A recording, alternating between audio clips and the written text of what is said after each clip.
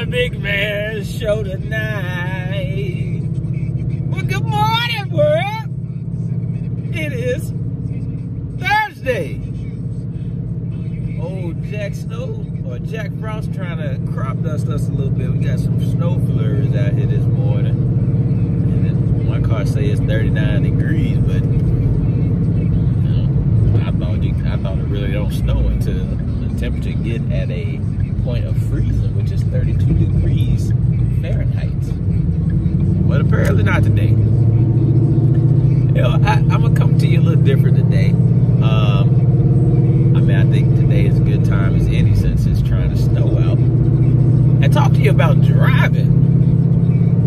Me, myself, I am a very aggressive driver. And I always said that I want to open up a driving school because if there was a lot more drivers like me out in the world, I think we'll have less accidents and everybody just be happy. Since we're driving, I can't get out and be interactive with you just yet. I will start at the basics. There are posted speed limits and signs everywhere that you drive, whether it's on a back road, whether it's in a parking lot, there should be posted speed limits. If you don't know, if you're in the parking lot and you're going more than 10 to 15 miles an hour, you're probably wrong. Slow your retarded asses down in parking lots. There should be no way you have to smash on your brakes and tires screech because you're going that fast in the parking lot. That's first and foremost. When you go to the driver's DMV or whatever the hell, I'm pretty sure they're called DMV everywhere, you have to take a knowledge test. In said knowledge test, excuse me, in case there's indigestion or something. In said knowledge test, they have a variety of signs that you should know if you're going to be driving on the road. One of the basic signs is a red sign. It has about 8 sides, white letters in the center of the sign. It usually represents an action that sign wants you to do. If you don't know the sign that I'm talking about right now, it is the stop sign, okay? You're supposed to stop in front of the stop sign. You don't get to the stop sign and be like, your car should be past the stop sign, or you pass the stop sign and because you're trying to look out the sides. Stop before the stop sign. That's first and foremost. Secondly, in conjunction with that, stoplights and stop signs, there's usually a crosswalk. It's a big old white lines about this big wide, and there are numerous of them to let you know that it's a crosswalk. You should not be parked in the crosswalk, okay? That crosswalk is for personnel to walk through. If your car is parked in the crosswalk and somebody's making, let's say, a left turn to come into the lane next to you, and they have to swing out super wide like they're in a Cadillac or something, and they hit your car, you're in the wrong. Don't get mad. You shouldn't be. So even before the crosswalk, there's a solid white line which signifies this is where you should stop behind. If you're past that line, that means 1, you ran the stop sign or stop light, and 2, that you're in a crosswalk, which is also illegal. If somebody hits your car, you're retarded if you get upset, okay? So those are 2 of the main things I wanted to talk about prior to getting out, and we're about to be kind of interactive. And excuse me because I'm recording on my phone and I can't switch the cameras around.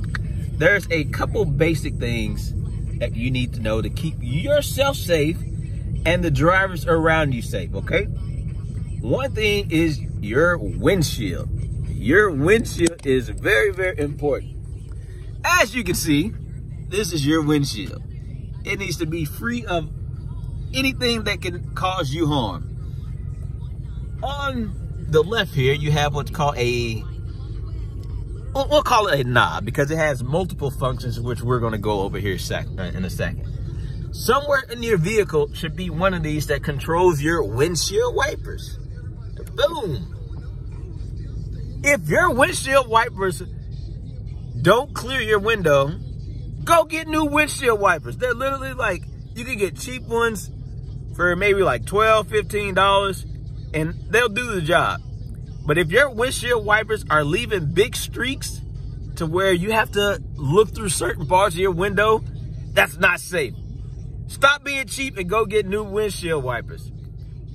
That's first and foremost. In my vehicle, this also serves a multitude of other functions, okay? If you push this little thing down, you hear that audible sound that's clicking? That is what's called a turn signal. Wait, let's see. A turn signal. You guys see that? That lets somebody know that's behind you that you're about to turn, so they may need to slow down. Now, they shouldn't be following too closely, but if you wait till the last second to turn on your turn signal and they have to smash on brakes, don't get upset because you're retarded. You know, now some people don't know where they're going and they use thingamabobs like apps and everything, but usually those apps tell you, hey, in 200 meters, you need to turn. That lets you know you need to start slowing down and turn on your turn signal. The glorious thing about this, not only does it give you an audible sound and a visual representation in the inside of the car, it gives it on the outside of the car. In the back, as you can see, lets the individuals behind you know that you're turning. And also in the front, oh my gosh. You would think that somebody thought all of these things through. Oh, sorry. And guess what? Not only did they put one on the left side, they put one on the right side. Oh my gosh. Who would think of this? Like, you would think these people are geniuses or something. So, those are a couple important things that I wanted to go over.